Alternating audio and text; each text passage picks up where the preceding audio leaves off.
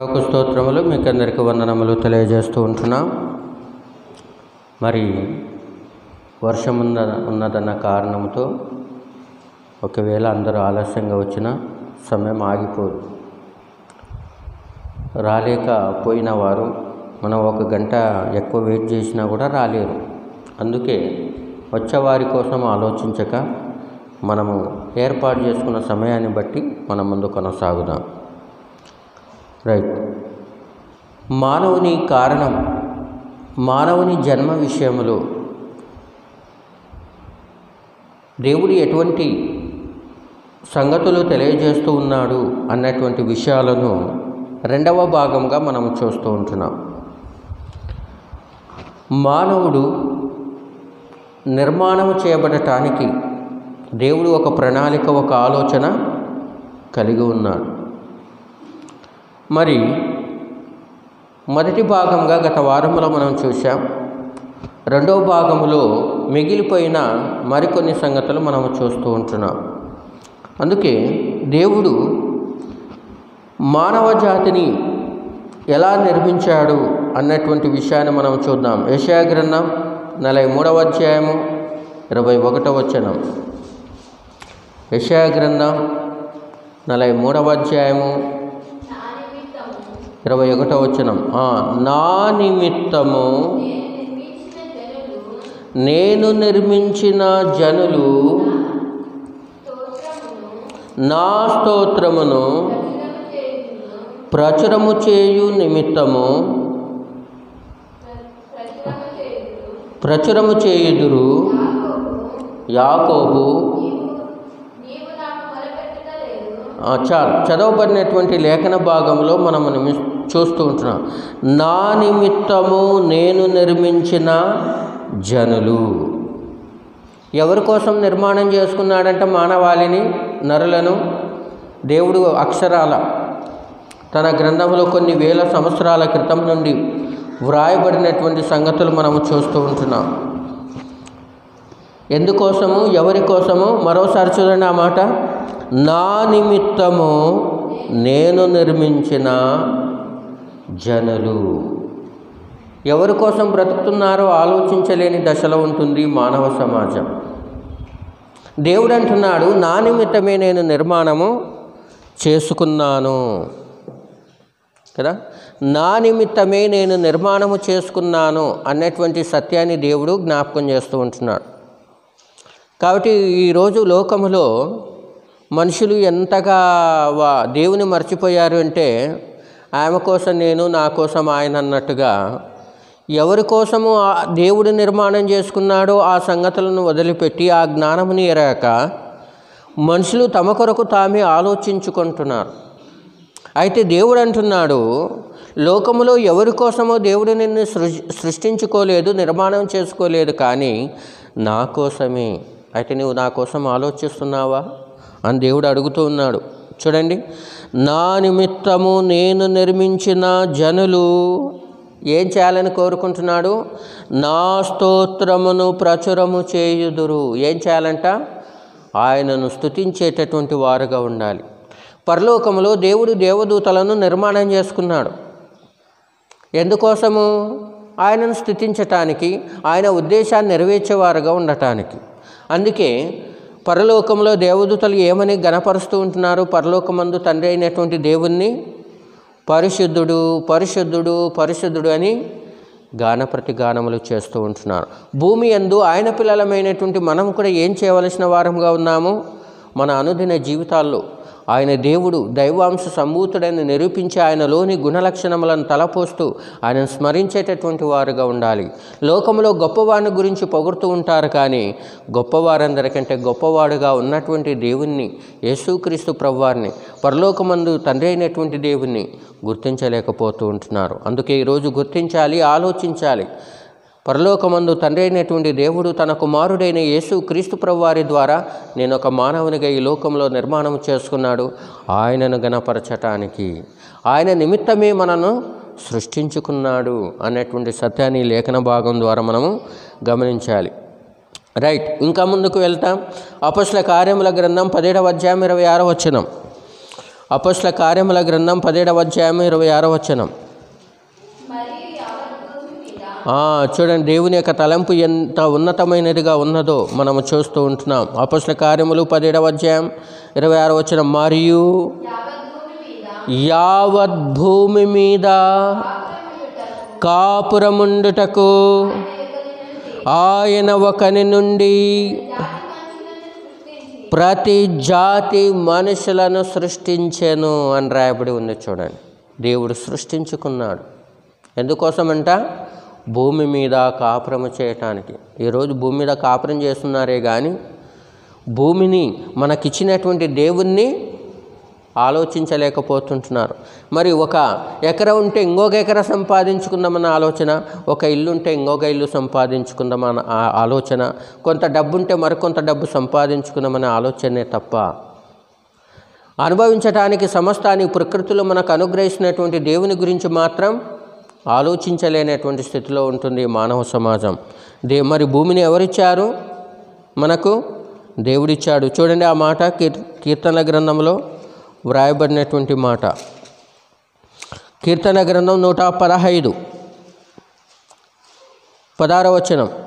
కీర్తనలు 115వ అధ్యాయం 16వ వచనం.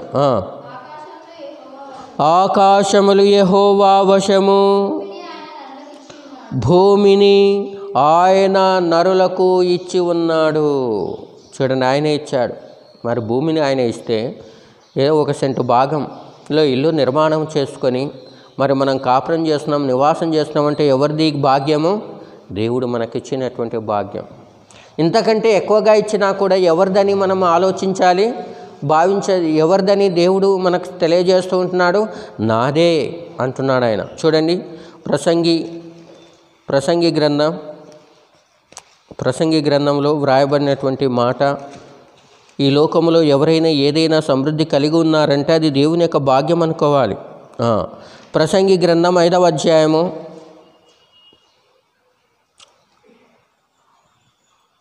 19వ వచనం. మరియు దేవుడు ఒకనికి ధనధాన్య సమృద్ధి ఇచ్చి దాని యందు తన భాగం అనుభవించుటకును, అన్నపానములు పుచ్చుకొనుటకును, తన కష్టార్జితమందు సంతోషించుటకును వీలు కలగజేసిన యెడల అతనికి ఆ స్థితి దేవుని ఆశీర్వాదం వలన కలిగినది అనుకొనవలెను కదా. లోకంలో వారికి తమకు కలిగి ఉన్నటువంటి భాగ్యాన్ని అనుభవిస్తూ నాకు ఇది ఉంది అది ఉందని అనుకొని వాటిని ఆధారం చేసుకొని వాటినిచ్చి వాటికి ఆధారమైనటువంటి దేవుని మాత్రం ఈ సమాజం మర్చిపోతూ ఉంటుంది. కాబట్టి అలా మర్చిపోక సమస్తాన్ని మనకు అనుగ్రహించినటువంటి దేవుణ్ణి జ్ఞాపకం చేసుకోవాల్సినటువంటి వారముగా ఉంటున్నాం. రైట్. ఇంకా దేవుని యొక్క వాక్యంలో మానవ నిర్మాణం విషయంలో దేవుని గూర్చినటువంటి తలంపులు యెషయా గ్రంథం 44వ అధ్యాయం 2వ వచనం. యెషయా గ్రంథం 44వ అధ్యాయము 2వ వచనంలో దేవుడు సెలవిస్తూ ఉంటున్నాడు, నిన్ను సృష్టించి గర్భములో నిన్ను నిర్మించి నీకు సహాయము చేయువాడైన యెహోవా ఈలాగు సెలవిచ్చుచున్నాడు. చాలా సంగతులు తెలియజేస్తున్న పరిశుద్ధ గ్రంథమంతా కూడా దేవుడు మానవాళి కోసం సిద్ధపరిచినటువంటి మాటలే. అయితే ప్రభువు సెలవిస్తూ ఉంటున్నాడు, నిన్ను సృష్టించి. ఎవరో సృష్టించిన వాళ్ళు ఒకరు ఉన్నారు. సృష్టించిన వాడే ఈ మాటలు తెలియజేస్తూ ఉంటున్నాడు. ఆయనే పరలోకమందు మన తండ్రి అయినటువంటి దేవుడు తన కుమారుడైనటువంటి యేసు క్రీస్తు ద్వారా లోకములో నిన్ను ఒక మానవునిగా నిర్మించాడు, నిన్ను సృష్టించాడు. తర్వాత నిన్ను సృష్టించి గర్భములో నిన్ను నిర్మించెను అన్నటువంటి మాట ఇందులో మనం గమనిస్తూ ఉంటాం. ఎవరు తల్లి గర్భంలో నిర్మాణం చేస్తూ ఉన్నాడు? పరలోకములో తండ్రి అయినటువంటి దేవుడే ఈ కార్యాన్ని నెరవేర్చేవాడుగా ఉన్నాడు అన్నటువంటి సత్యాన్ని మనం గుర్తించాలి కదా. వైద్యులు కాదు. వైద్యులు ఏం చేస్తారు? 9 మాసాల నుండితే కాన్పి చేస్తారు అంతే. అది కూడా దేవుడు ప్రసవ వేదన కలగజేయకపోతే వాళ్ళు ఏం చేయలేరు. మరి దేవుడిచ్చినటువంటి సాంకేతిక పరిజ్ఞానం ద్వారా ఆయా సాధనాలను వినియోగించుకొని ప్రసవ వేదన కలగజేసి ఏం చేస్తూ ఉంటున్నారు? కొంత మట్టుకు ఆ కార్యాన్ని చేసేటటువంటి వారుగా ఉంటున్నారు. ప్రసవ వేదన కలగాలన్న ఎవరిచ్చేటటువంటి అవకాశము? దేవుడే. చూడండి, యెషయా గ్రంథం 66వ అధ్యాయంలో చూడండి, 66వ అధ్యాయం 9వ వచనం. ప్రభు అంటున్నాడు, దేవుడు సెలవిస్తూ ఉంటున్నాడు, నేను ప్రసవ వేదన కలగజేసి కనిపింపక మానెదనా అని యెహోవా అడుగుచున్నాడు. పుట్టించువాడనైన నేను గర్భమును మూసెదనా అని నీ దేవుడు అడుగుచున్నాడు. ఎవరు అడుగుతున్నారు? వైద్యుడు కాదు. ఎవరు అడుగుతున్నారు? నీ తండ్రి కాదు. ఎవరు అడుగుతున్నారు? నీ తల్లి కాదు. నీ సమీప బంధువులు కాదు. దేవుడు అడుగుతూ ఉంటున్నాడు. ఏమని అడుగుతూ ఉంటున్నాడు? నేను ప్రసవ వేదన కలగజేసి కనిపింపక మానెదనా అని యెహోవా అడుగుచున్నాడు. పుట్టించువాడనైన నేను గర్భమును మూసెదనా అని నీ దేవుడు అడుగుచున్నాడు కదా. తల్లి గర్భములో 9 మాసాలు ఆ సంతానాన్ని వృద్ధి చేసి అన్ని అవయవాలు కలగజేసి కేవలం ఒక్క దినం, ఒక గడియలో ప్రసవేదన కలగజేయడానికి హాస్పిటల్స్లో డాక్టర్లు వేలు అడుగుతారు ప్రసవేదన కలిగి ఆ పిల్లలు పుట్టడానికి. కానీ దేవుడు 9 మాసాల్లో ఎంత ఉచితంగా దేవుడు మనకు అనుగ్రహిస్తున్నాడు కదా ఈ జన్మను. రైట్, ఇది దేవుడు చేసేటటువంటి కార్యములు మనము జ్ఞాపకం చేసుకోవాల్సినటువంటి వారముగా ఉంటున్నాం. ఇంకా మన నిర్మాణం విషయంలో దేవుడు ఎటువంటి తలంపులు తెలియజేస్తున్నాడో చూడండి. యెషయా గ్రంథం 44వ అధ్యాయం 24వ వచనం. యెషయా గ్రంథం 44వ అధ్యాయము 24వ వచనం. గర్భము నుండి నిన్ను నిర్మించిన నీ విమోచకుడగు యెహోవా ఈలాగు సెలవిచ్చుచున్నాడు, యెహోవానగు నేనే సమస్తమును జరిగించువాడను, నేనొకడని ఆకాశమును విశాలపరచిన వాడను, నేనే భూమిని పరచిన వాడను, నేనే ప్రగల్భుల ప్రవచనములను వ్యర్థము చేయువాడను, సోదెగాండ్రను వెర్రివారిగా చేయువాడను, జ్ఞానులను వెనుకకు త్రిప్పి వారి విద్యను అవిద్యగా చేయువాడను నేనే కదా. జ్ఞానం ఎక్కువైపోయి జ్ఞానాన్ని అధిగమించినటువంటి సంగతులు మాట్లాడుతూ ఉంటారు. ఏ సంగతులు? మనిషి కోతి నుండి వచ్చాడు అని. కోతి శాస్త్రాలు చేయకరా అంటే మండిపడి ఈ మానవుడు ఏం చేస్తున్నాడు? కోతి నుండి మనిషి వచ్చినాడంటే అందరు నోరు మూసుకున్నారు. శాస్త్రవేత్తలు చెప్పిన ఈ మాటకు ఎదురు చెప్పలేక. మనిషి కోతి నుండి వస్తే ఈరోజు కోతి ఉండకూడదు, చింపాంజీ నుండి వస్తే ఈరోజు మానవుడు, ఈరోజు చింపాంజీ ఉండకూడదు కదా. అయితే అవి ఉన్నాయి, మానవుడు కూడా ఉన్నాడు. అయితే దేవుడు సెలవిస్తూ ఉంటున్నాడు. ఆదికాండం 1వ అధ్యాయం 26వ వచనములో దేవుడు ఏం ఆలోచించాడు చూడండి. ఆదికాండం 1:26 కోతి నుండి వేస్తున్నాడా? లేదు. అంటే దేవుడు అంత సామర్థ్యం లేనివాడా కదా. దేవుడు అంటున్నాడు, దేవుడు మానవాళిని నిర్మాణం చేయకమునుపు పరలోకమందు తండ్రి అయినటువంటి దేవుడు తన కుమారుడైనటువంటి యేసుక్రీస్తు ప్రభువారితో మాట్లాడుతూ ఉన్నాడు. ఏమని? దేవుడు మన స్వరూపమందు మన పోలిక చొప్పున నరులను చేయుదము అన్నాడే కానీ కోతిని చేద్దాం, చింపాంజీని చేద్దాం అని చెప్పాల కదా. నరులను చేయుదము కదా. పరీక్ష పెడతారు. ఆ సంవత్సరం చివరి సంవత్సరాంతంలో పరీక్షలు పెడతారు. మనిషి ఆవిర్భావము డాష్ జంతువు నుండి కలగజేయబడ్డాడు అంటే కోతి పెడితే ఒక టిక్ చేసి ఒక మార్క్ ఇస్తారు. అది రాంగ్ అని దేవుడు తెలియజేస్తూ ఉంటున్నాడంటే ఈయన గురువులకు గురువు, మాస్టర్లకు మాస్టర్ ఈయన కదా. మానవ జ్ఞానం ఎక్కడ తప్పిపోతుందో అక్కడ దేవుడు తెలియజేసేవాడుగా ఉన్నాడు కదా. ఇది తెలియక అబ్బా నాకు మార్క్ వచ్చింది, కోతి నుండి కోతి అని రాసినందుకు అని వీళ్ళు సంబరపడిపోతుంటారు. అది అజ్ఞానం, అది తెలియని జ్ఞానం. రైట్. ఏమన్నాడు దేవుడు? దేవుడు మన స్వరూపమందు మన పోలిక చొప్పున నరులను చేయుదము అని వారు సముద్రపు చేపలు పట్టాలి అని. అందుకే ఇప్పుడు అందరూ సముద్రంలోకి వెళ్ళి చేపలు పడుతున్నారు. తుఫాను వచ్చినప్పుడల్లా మీరు తీరాలకు వెళ్ళిపోండి అని వాతావరణ శాఖ వాళ్ళు హెచ్చరిస్తూ ఉంటారు. మరి అటువంటి సముద్రంలో కలిగేటటువంటి తుఫానును కలిగజేసే వాళ్ళు ఎవరు?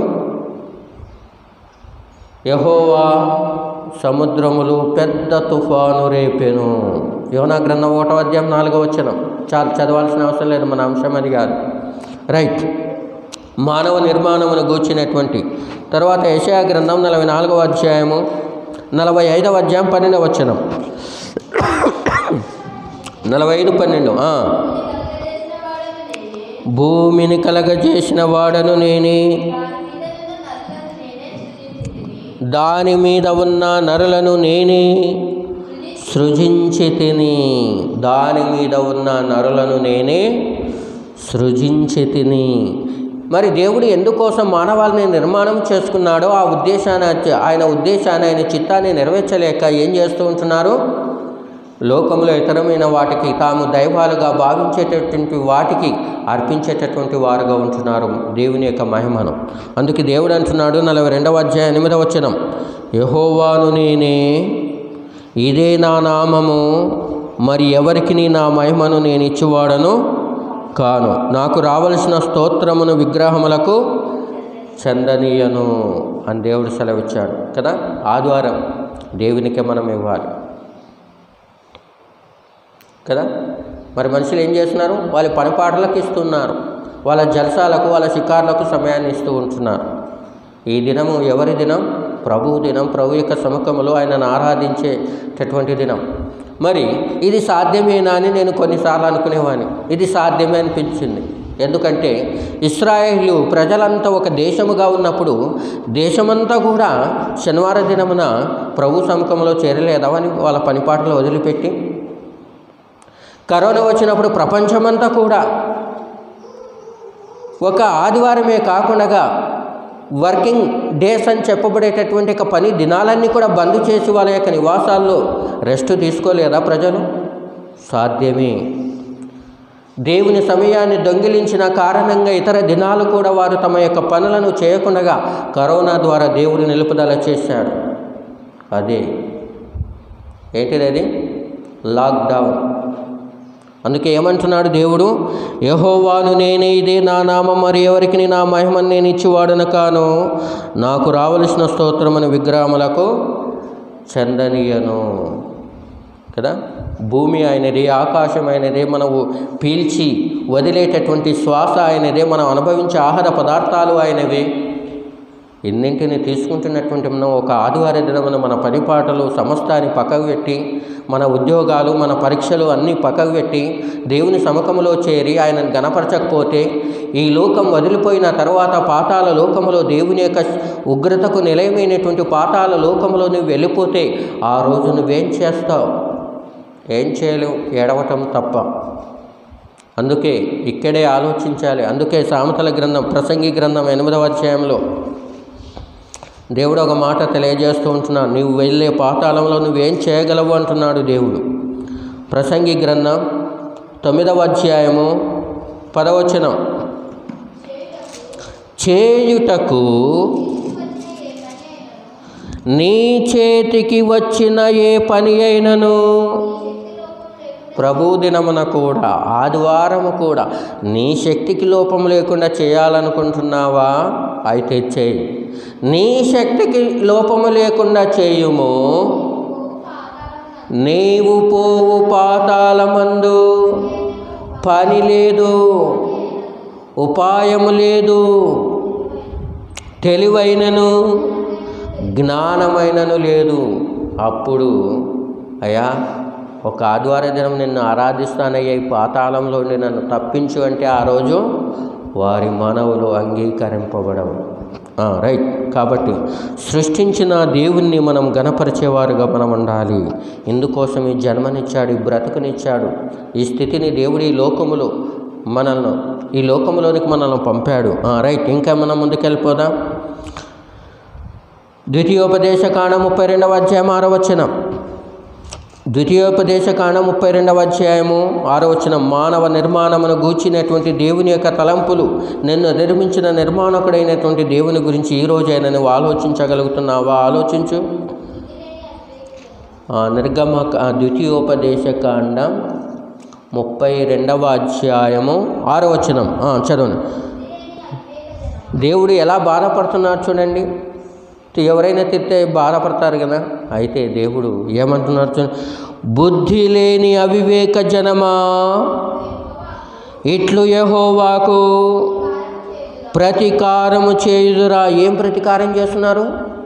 పుట్టించినందుకు కృతజ్ఞత చెల్లించలేనటువంటి బుద్ధిహీనులుగా బ్రతుకుతున్నారు మానవ సమాజం. ఇట్లు యెహోవాకు ప్రతీకారము చేయుదురా. ఆయన నిన్ను సృష్టించిన తండ్రి కాడా? ఆయనే నిన్ను పుట్టించి స్థాపించెను. ఆయనే నిన్ను పుట్టించి స్థాపించెను. ఆయన పుట్టించినందుకు. మానవ సమాజంలో ఒక వ్యక్తి ఒక చిన్న మేలు చేస్తేనే థ్యాంక్స్ అని చెప్పేటటువంటి నీవు నిన్ను పుట్టించి స్థాపించి తల్లి గర్భములో నిర్మాణము చేసి ఎంతో గొప్పగా అవయవ నిర్మాణములు చేసి లోకములోనికి పంపినందుకు దేవుడిచ్చిన జ్ఞాన వివేకముల ద్వారా దేవుని గురించి నీవు ఆలోచించి దేవునికి చెల్లించేటటువంటి కృతజ్ఞత, నీ కృతజ్ఞత ఏ పాటది ఈరోజు ఆలోచించాలి. రైట్. ఇంకా దేవుని యొక్క గ్రంథములో మనం గమనించినట్లయితే దేవుడు ఏమంటాడు? బుద్ధి లేని అవివేక జనమా.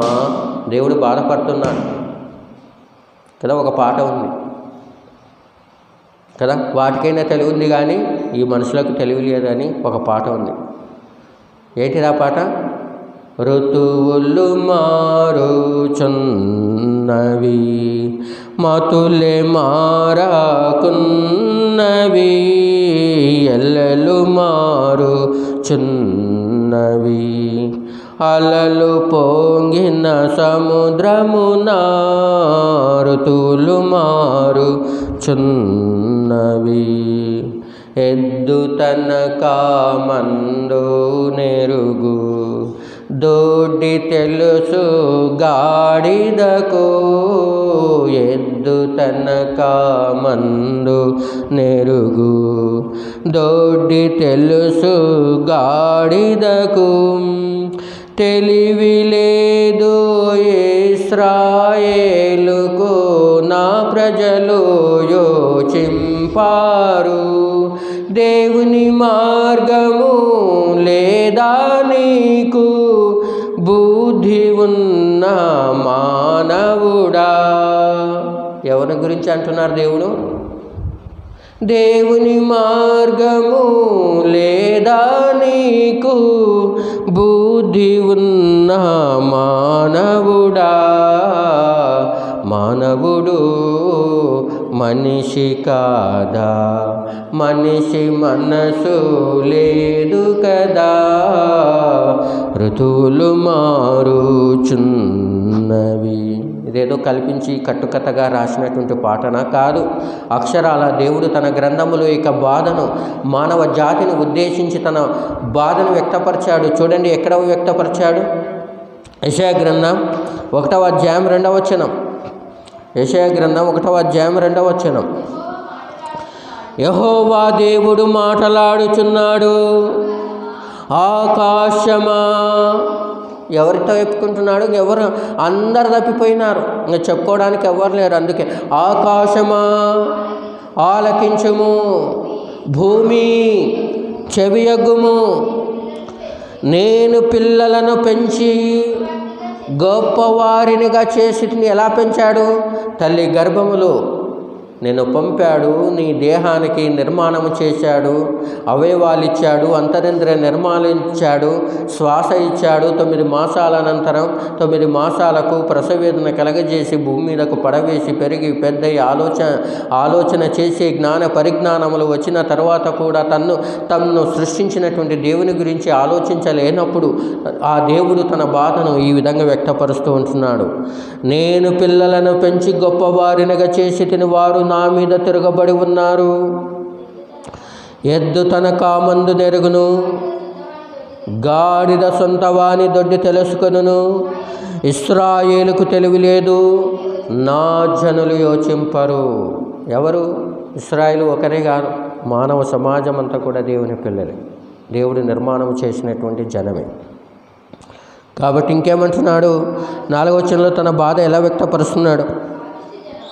పాపిష్టి జనమా, దోషభరితమైన ప్రజలారా, దుష్ట సంతానమా, చెరుపు చేయి పిల్లల్లారా, మీకు శ్రమ.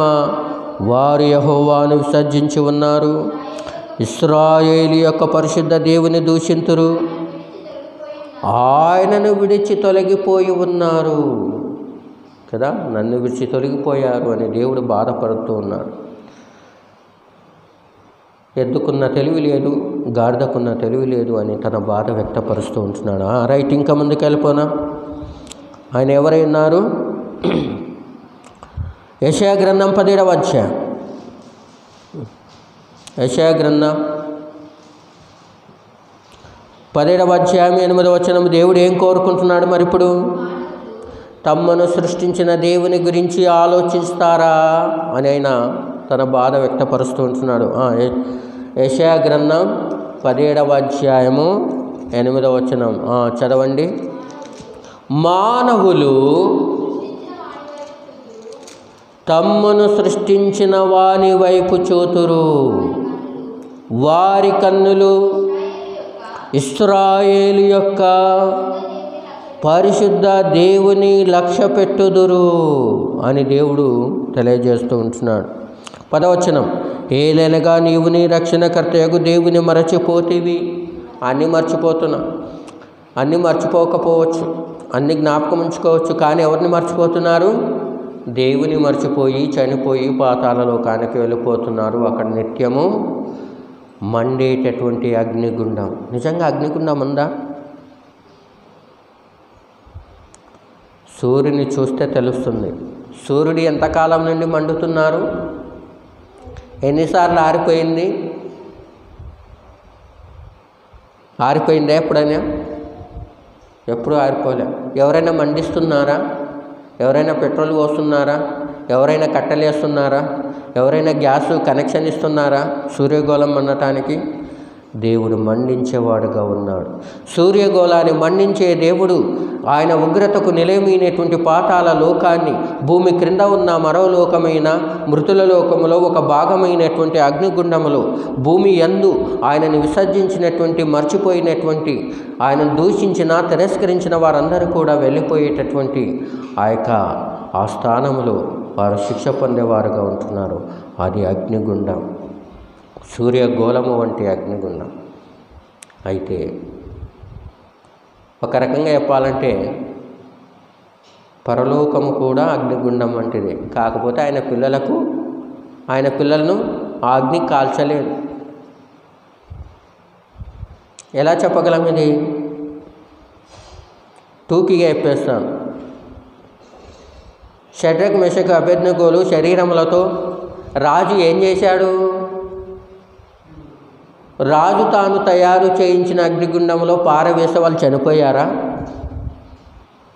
పరలోకములో ఉన్న అగ్ని కూడా కాల్చలేదు. ఎంత దహించేటటువంటి అగ్ని ఉంటుందంటే పరలోకంలో కూడా మన నేత్రాలతో చూడలేము. ఆయన సింహాసనం యొక్క కాంతిని కూడా మనం చూడలేము. అంటే అక్కడ ఎంత ప్రకాశమైనటువంటి వెలుగుందో ఒకసారి ఆలోచించండి కదా. ప్రకాశం.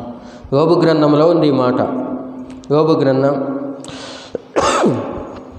26వ అధ్యాయము 9వ వచనం. దాని మీద మేఘమును వ్యాపింపజేసి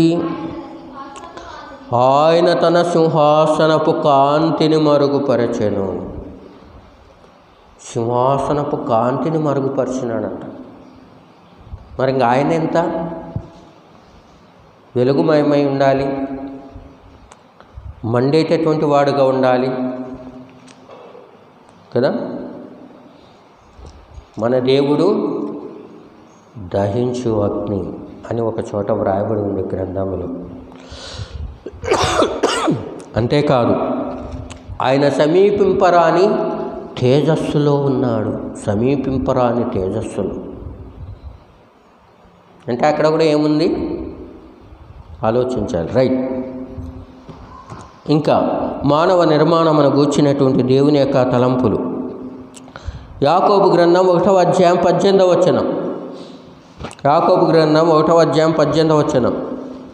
దేవుడు ఎందుకు నిర్మాణం చేసుకున్నాడో మనల్ని దేవుడు తెలియజేస్తూ ఉంటున్నాడు. ఆయన తాను సృష్టించిన వాటిలో ఏం చేశాడంట? మనము ప్రథమ ఫలముగా ఉండునట్లు ఆయన తన వాక్యం వలన మనలను తన సంకల్పం ప్రకారము కనెను. ప్రథమ ఫలం భూమి మీద అన్నిటికంటే ముఖ్యులు ఎవరంటే మానవుడే. మానవుని కోసమే దేవుడు భూలోకాన్ని తయారు చేశాడు. మానవుడు లేనప్పుడు భూలోకం అవసరం లేదు. తన్ను మహిమపరిచేవారుగా ఉండాలని ఏర్పాటు చేసుకున్నాడు. అందరూ ఆయనను మర్చిపోయి తమకిష్టానుసారమైనటువంటి త్రోవలో నడుస్తూ ఉన్నప్పుడు, పాపములో ఉంటూ ఉన్నప్పుడు ఇక భూగోళం దేనికి? అందుకే నోవాహు కాలము నాటి కోటాను కోట్ల ప్రజల సమూహాలను దేవుడు ఏం చేశాడు?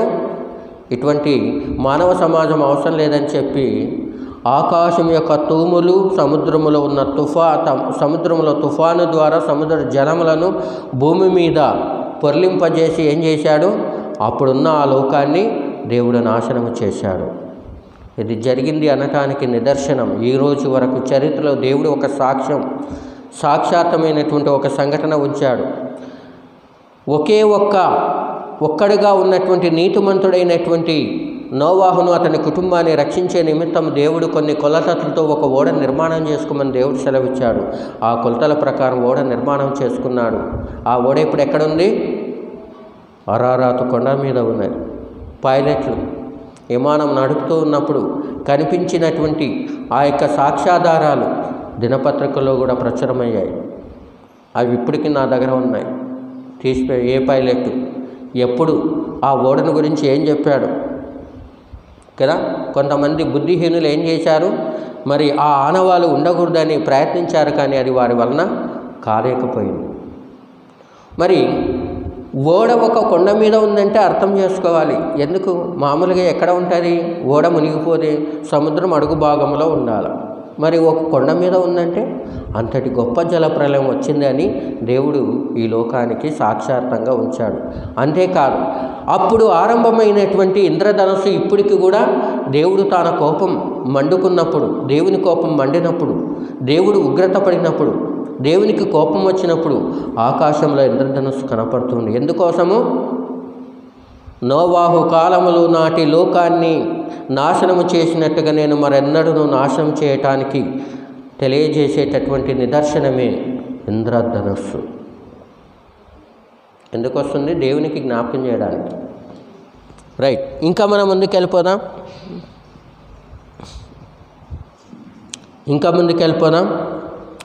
ఆ ఇంద్రధనుస్సు గురించి ఒక మాట అనుకున్నాం కదా, చదువుదాం ఆ మాట ఒకసారి.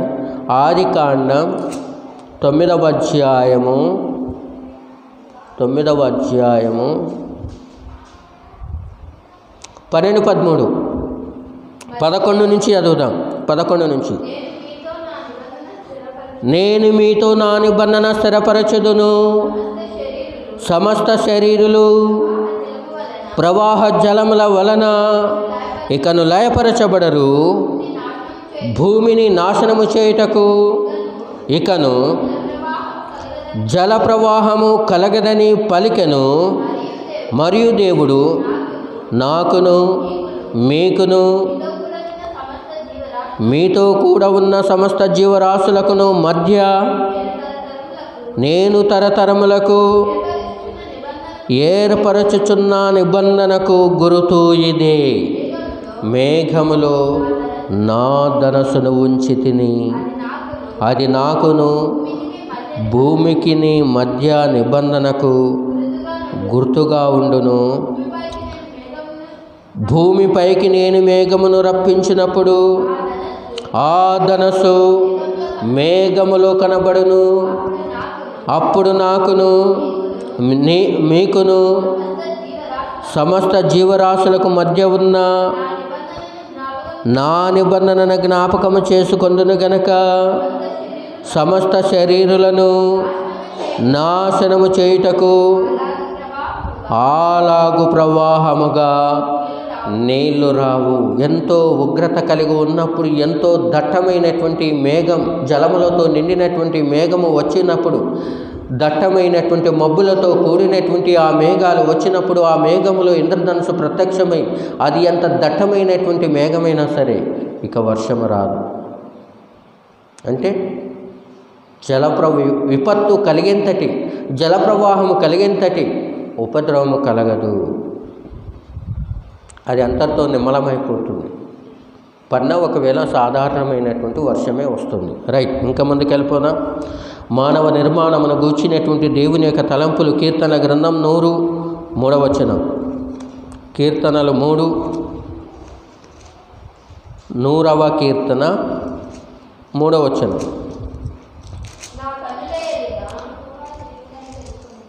యెహోవాయే దేవుడని తెలుసుకొనిడి, ఆయనే మనలను పుట్టించెను, మనము ఆయన వారము. ఎవరమంట? మనం అందరం కూడా దేవుని వారం కదా. ఆయనే మనలను పుట్టించెను అని అంకె ఉంది కదా, 1. ఆ 1కి అర్థం కింద ఉంది చూడండి. మనలను మనమే సృజించుకొనలేదు, సృష్టించిన వాడు ఒకడు ఉన్నాడు, ఆయనే పరలోకమందు తండ్రి అయినటువంటి దేవుడు తన కుమారుడైనటువంటి యేసు క్రీస్తు ప్రభువారి ద్వారా. రైట్, ఇంకా ముందుకు వెళ్ళిపోదాం. ప్రసంగి గ్రంథం 7వ అధ్యాయం 29వ వచనం. ఎందుకు మరి దేవుని తెలుసుకోలేకపోయారు? దేవుడు వారికి ఇచ్చినటువంటి బుద్ధి జ్ఞానముల ద్వారా. అంటే మనిషి ఏదో సొంతంగా ఏదో ఆలోచన చేస్తూ ఉన్నాడు. ప్రసంగి 7:29. ఎందుకు ఆలోచించలేకపోతున్నారు? ఇది ఒకటి మాత్రము నేను కనుగొంటిని, ఏమనగా దేవుడు నరులను యథార్థవంతులనుగా పుట్టించను, కానీ వారు వివిధమైన తంత్రములు కల్పించుకొని ఉన్నారు. ఎందుకు అనుకోలేకపోయారంటే తంత్రాలు కల్పించు, ఆచారాలు, పద్ధతులు, సాంప్రదాయాలు రకరకాలుగా కదా. అందుకే రైట్, ఇంకా ముందుకు వెళ్ళిపోదాం. మనం పీల్చే శ్వాస, పీల్చి వదిలే శ్వాస కూడా ఆయనదే కదా. మనిషికి శ్వాస ఆడనప్పుడు హాస్పిటల్కి వెళ్తే అది పెడతారు, ఏమో అంటారు దాన్ని, ఆక్సిజన్ కదా. ఎంత ఖర్చు అవుతుంది? అంత అయిపోయిన తర్వాత ఎంత ఖర్చు అవుతుంది? వేల మీద ఖర్చు అవుతుంది. మరి తల్లి గర్భములో నిన్ను స్థాపించినది మొదలుకొని నేటి వరకు, వృద్ధాప్య దశ వరకు, హాస్పిటల్కి వెళ్ళి ఆ స్థితి వరకు దేవుడు నీకు ఇంత ఉచితంగా ఈ శ్వాస ఇస్తున్నాడంటే ఆ శ్వాస ఎవరిది? ఎందుకు ఇచ్చాడు? ఆయనకు ఎంత చెల్లిస్తున్నా? ఆయనకి ఏమైనా కనీసం కృతజ్ఞత అయినా చెల్లిస్తున్నామా? దేవుడు ఎందుకు పుట్టించాడో తెలుసుకొని ఆయన విశ్వసించగలుగుతున్నామా? చూడండి ఆయన శ్వాస గురించి ఏం చెప్తున్నాడో. ఆదికాండం 2వ అధ్యాయం 7వ వచనం. ఆదికాండం 2వ అధ్యాయం 7వ వచనం. ఎక్కడ ఆరంభమైంది ఈ శ్వాస?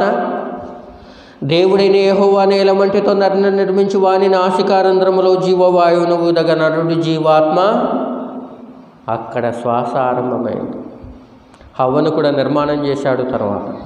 అప్పుడు ఆదికాండం 1:28లో వాళ్ళిద్దరిని ఆశీర్వదించాడు. ఏమని ఆశీర్వదించాడు? దేవుడు వారిని ఆశీర్వదించెను.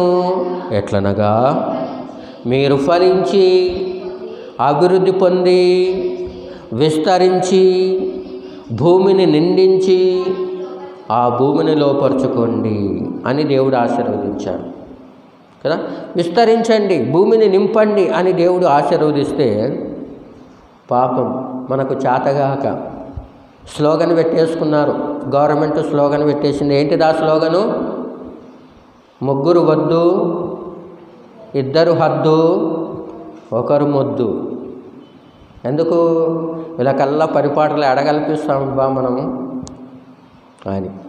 ఉద్యోగాలు వేయలేమన్నరికి, జీవనోపాధి చూపెట్టలేము అని కదా. విస్తారమైన నేల ఉంది కదా, విస్తారమైన నేల ఉంది. రైట్, ఇంకా ముందుకు వెళ్ళిపోనా. అక్కడ ఆరంభమైనటువంటి ఊపిరి. యోబు గ్రంథం 26వ అధ్యాయం 4వ వచనం. యోబు గ్రంథం 26వ అధ్యాయం 4వ వచనం.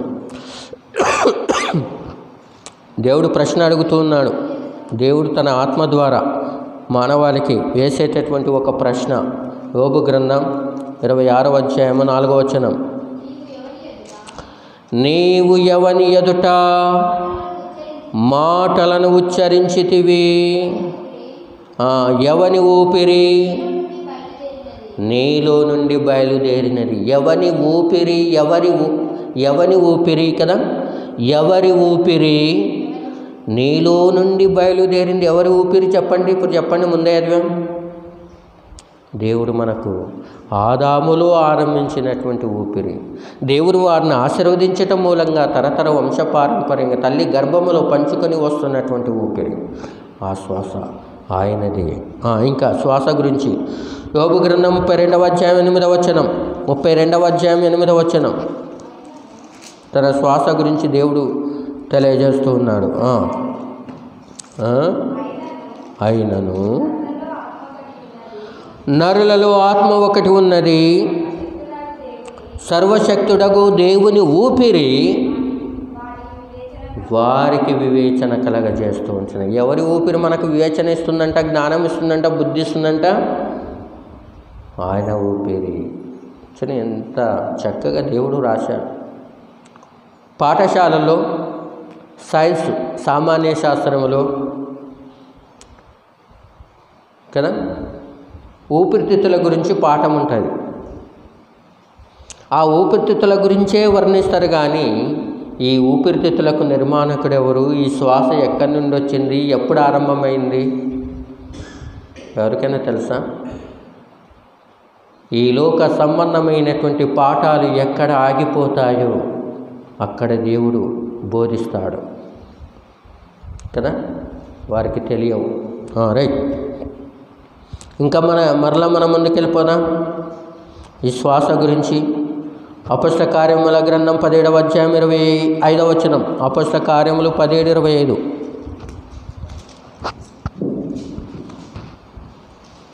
అపొస్తల కార్యములు 17:25.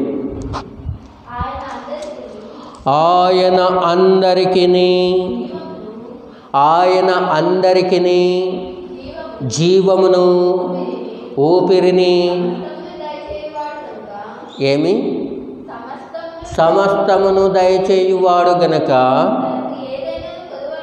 తనకు ఏదో కొదువైనట్టుగా మనుషుల చేతుల నుండి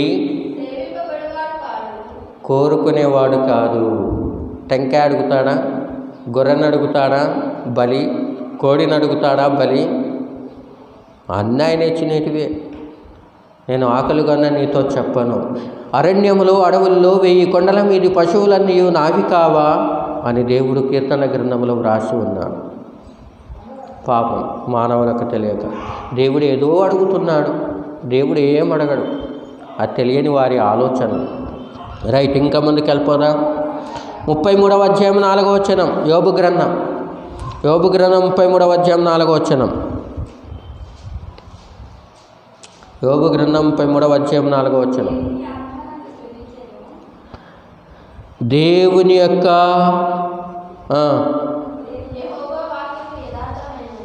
మరలేదు 33:4. దేవుని యొక్క ఆత్మ నన్ను సృజించెను,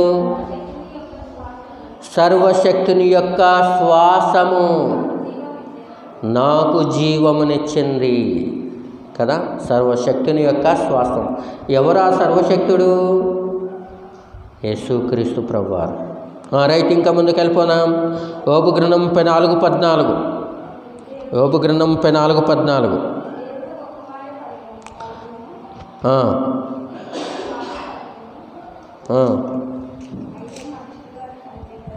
34:14. ఏమట మిస్ అయిపోతున్నారు? ఏముంది అక్కడ? ఆయన తన మనస్సు తన మీదనే ఉంచుకొని నేడలా తన శ్వాస నిశ్వాసములను తన యొద్దకు తిరిగి తీసుకొని నేడలా శరీరులందరూ ఏకముగా నశించెదరు, నరులు మరలా ధూళి అయిపోవుదురు. ఆయన తన శ్వాసను వెనక్కి తీసుకుంటే ఏమవుతామంటే మనం అందరము మట్టిగా మారిపోతాం. ఎవరిది శ్వాస? ఈరోజు వరకు ఒక వ్యక్తిగా నీవు సమాజంలో నీవు నిలవబడి ఉన్నావు అంటే ఎవరిది భాగ్యం? దేవుడిచ్చినటువంటి శ్వాసం. రైట్. మరి అంతా ఆయనది. ప్రకృతిలో ఉన్నదంతా కూడా ఆయనది. మనం అనుభవిస్తున్నదంతా కూడా ఆయనదే. అందుకే లేఖన భాగంలో దేవుడు తెలియజేసేటటువంటి మాట మనం చూద్దాం. అపొస్తల కార్యముల గ్రంథం 14వ అధ్యాయము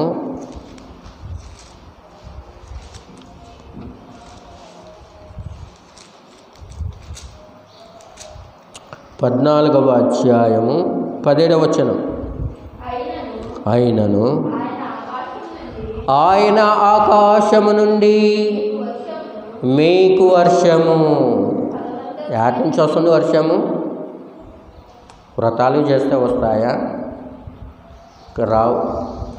ఆయన ఆకాశము నుండి మీకు వర్షము,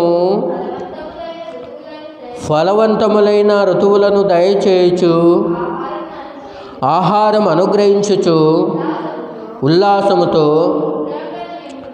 ఉల్లాసముతో మీ హృదయములను నింపుచు, మేలు చేయుట చేత తన్ను గూర్చి సాక్ష్యము లేకుండా చేయలేదు అని ఆయన బిగ్గరగా చెప్పాడు దేవుని యొక్క ఆత్మ ద్వారా పౌలు. దేవుడు మానవాళి కోసం చేసినటువంటి మేలు. రైట్, ఇంకా ముందుకు వెళ్ళిపోదాం. అందుకే ఇన్ని విధాలుగా దేవుడు భూమి మీద ఒక వ్యక్తిగా నిలవబెట్టినందుకు నిర్మాణములు అనుభవించే వాటి ద్వారా ఆయుష్ను కలిగి పెరిగి పెద్దవారమై సంచరిస్తూ ఉంటున్నాం. అయితే మనం ఆలోచిస్తున్నారా అని దేవుడు తెలియజేస్తున్నాడు. చివరికి వచ్చేసాం. యోబు గ్రంథం 5:11 నన్ను సృజించిన దేవుడు ఎక్కడ ఉన్నాడని అనుకుని వారు ఎవరునూ లేరు అని దేవుడు. యోబు 5:11 మలాకి 1:6 నేను తండ్రినైతే, నిర్మించిన వాడు తండ్రి కదా ఆయన అంటున్నా, కుమారుడు తన తండ్రిని గణపరచును కదా, దాసుడు తన యజమానిని గణపరచును కదా, నా నామమును నిర్లక్ష్యపెట్టి యాజకులారా నేను తండ్రినైతే మీకందరికీ తండ్రి, మీ దేహాలలో మీకు ఆత్మను ఉంచినటువంటి తండ్రిని. శరీర సంబంధులైన తండ్రులు ఎందరో ఉన్నారు, కానీ మన దేహాలలో ఆత్మను ఉంచినటువంటి తండ్రి ఒక్కడే. నేను తండ్రినైతే నాకు రావలసిన ఘనత దేవుణ్ణి గణపరచాలని నిన్ను నిర్మాణం చేసుకున్నాడు. ఆయనను గణపరచాలి, ఆరాధించాలని, మయంపరచాలని, ఆయన గొప్పతనాన్ని, ఖ్యాతిని, కీర్తిని సమాజంలో ప్రకటించాలని నిన్ను సృష్టించుకున్నాడు. ఏం చేస్తున్నావు? ఉద్యోగానికి ఎంపికైతే ఏ ఉద్దేశంతో ఆ ఉద్యోగానికి ఎంపికయ్యావో ఆ ఉద్దేశాన్ని నెరవేరుస్తూ ఉంటున్నప్పుడు, ఏ ఉద్దేశంతో ఒక పనిలో నువ్వు జాయిన్ అవుతావో ఆ ఉద్దేశాన్ని నువ్వు నెరవేరుస్తూ ఉంటున్నప్పుడు, లోకంలో దేవుడు నిన్ను కూడా ఎందుకు ఉంచాడో ఆ ఉద్దేశాన్ని నెరవేర్చకపోతే ఆలోచించాలి. రైట్, ఇంకా ముందుకు వెళ్ళిపోదాం. యెషయా 45:12 భూమిని కలగజేసిన వాడును నేనే, దాని మీద ఉన్న నరులను నేనే సృజించి తిని అని దేవుడు తెలియపరుస్తూ ఉంటున్నాడు. కాబట్టి భిన్న ఈ తలంపుల మూలంగా ఒక మానవుడిగా నీ నిర్మాణమునకు మూలమైనటువంటి నీ దేవుని కనుగొని ఆయన విశ్వాసం ఉంచి ఆయన ఉద్దేశాన్ని నెరవేరుస్తూ ఆయనతో నిత్యము పరలోకములో నీవు కూడా ఉండగలిగే విధంగా దేవుడు నీకు ఇచ్చినటువంటి ఆ భాగ్యాన్ని, ధన్యతను బట్టి ఆయనకు కృతజ్ఞతను చెల్లించేవాడుగా ఈ లోకములో ఆయన కొరకు బ్రతకాలని దేవుడి కొద్ది మాటల ద్వారా జ్ఞాపకం చేస్తూ ఉంటున్నాను. ఈ మాటలు ఇంతటితో ముగిస్తున్నాను.